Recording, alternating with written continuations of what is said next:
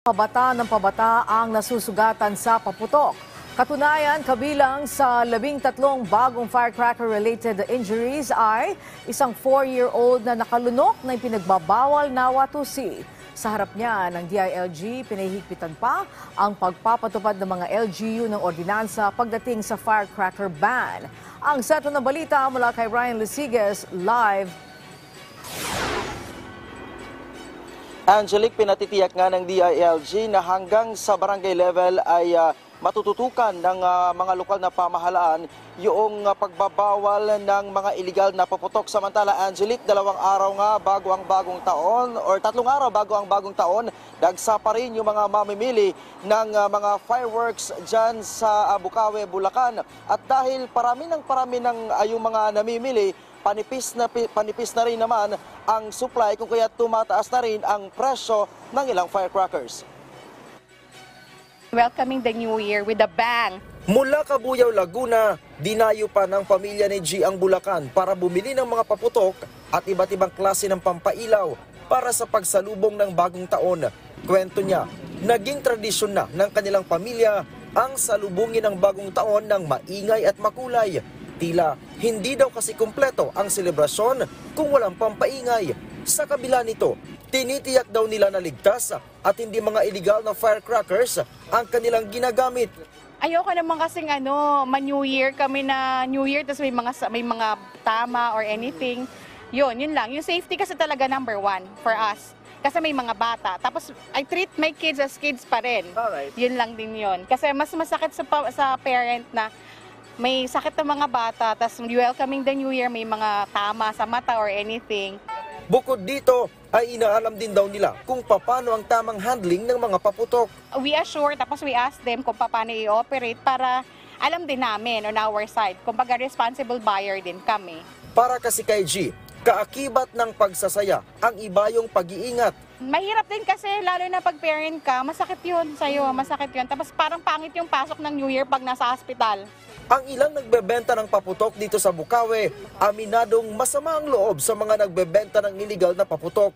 Marami pong napapahamak sa mga illegal na paputok eh. Ang nangyayari po, sa amin po yung sisi. Payo nila sa mga mamimili, Malalaman niyo po yan kapag po may PS mark ang gada item. Nandito po yun. Pag po may ganyan, certified po yan na ito'y rehistrado. samantala patuloy ang pagtaas ng bilang ng nabibiktima ng iligal na paputok. Karagdagang 13 ang naitala ng Health Department ngayong araw. Ibig sabihin, umakyat na sa 88 ang kabuwang bilang ng firecrackers-related injuries. Naitala na rin ang kauna-unahang kaso ng nakalunok ng paputok. Ang biktima ay 4 na taong gulang mula sa Calabarzon. Aksidente daw na nalunok ng bata ang watusi habang nasa loob ito ng kanilang bahay. NCR pa rin ang nananatiling may pinakamataas na kaso ng biktima ng mga paputok. Ang DILG, pinahihigpitan na sa mga LGU ang pagpapatupad ng ordinansa sa kanilang mga nasasakupan kaugnay sa ban o pagbabawal na gumamit ng mapaminsalang firecrackers para matiyak ang kaligtasan ng bawat isa. Sa datos ng DILG, nasa 1,210 na mga lokal na pamahalaan ang may umiiral na ordinansa kaugnay sa paggamit ng iligal na paputok. Pinatitiyak din ng DILG na hanggang sa barangay ay may papatupad ito. Kabilang sa mga ipinagbabawal na paputok ay ang Goodbye Bading, Plapla, 5-Star, Super Yolanda at iba pa. Angelic, until supply last na lang yung ilang tindahan dyan sa bahagi ng Bukawe, Bulacan, yung kanilang mga paninda.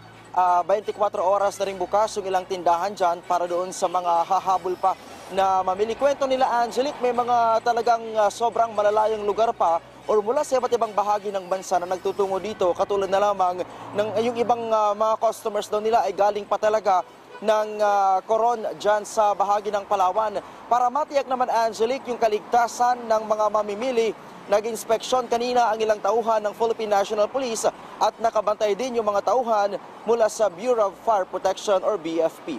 Angelic. Okay, so Ryan, kanina finlash natin sa screen, yung mga pwede, yung mga bawal, ang mga hindi pinagbabawal. Yung mga bawal, yan yung mga malalaki talagang mga sumasabog. Pero yung maliliit, tulad ng yung parang lucis ba yun? yung sisindihan mo tapos parang may mga sparkler na ganyan. Yung Roman candle, yan mga pwede gamitin yan, Ryan? Yes, actually, Angelique, yung na-mention mo na Roman candle, yan yung isa sa mabili, no? Kanina yung nakausap natin ay yun yung kanilang binili para daw sa kanilang mga anak sa kanilang bahay dahil makulay daw at very safe para sa buong pamilya.